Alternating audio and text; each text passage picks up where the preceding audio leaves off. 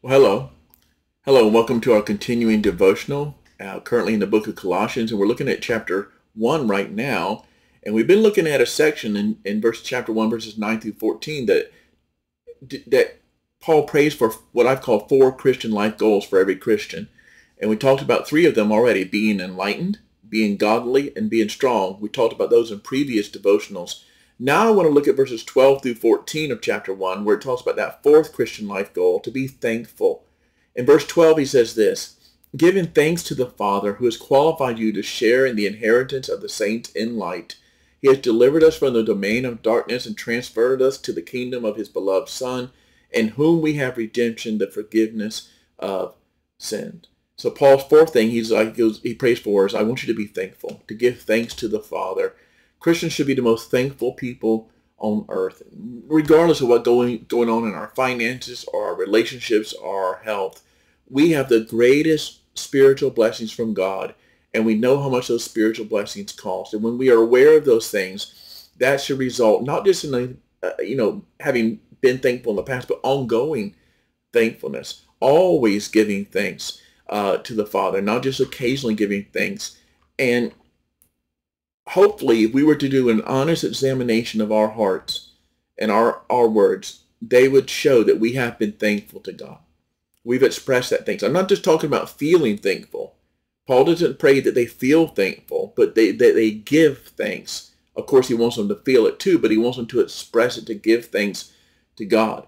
And then he gives them a couple of reasons they should be thankful, and every Christian should be thankful. Reason number 1, he's qualified you to share in the inheritance of the saints. He says, giving thanks to the Father who has qualified you to share the inheritance of the saints in life.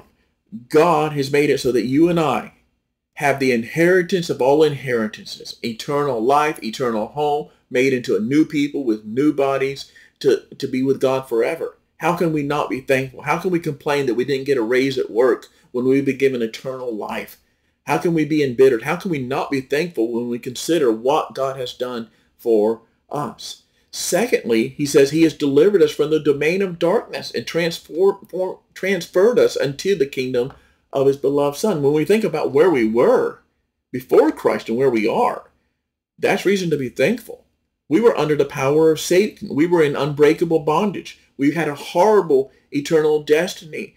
We were under the control of a tyrant. And yet now we've been broken. Jesus has taken us from that domain of darkness into the kingdom of light, where he's a good shepherd and leading us to abundant life and freedom instead of bondage, and a glorious destiny instead of an eternal hell. So we should be thankful for what Christ has done, but also for the price that he paid. It says, in him, verse 14 says, in him whom we have redemption, the forgiveness of sins. He's reminding us that this blessings that we have, God paid the ultimate price for that. He paid for it. That's what redemption means, to pay a price for. He paid the price for the forgiveness of sins in the blood of his own Son, so that instead of punishment for my sins, I have forgiveness.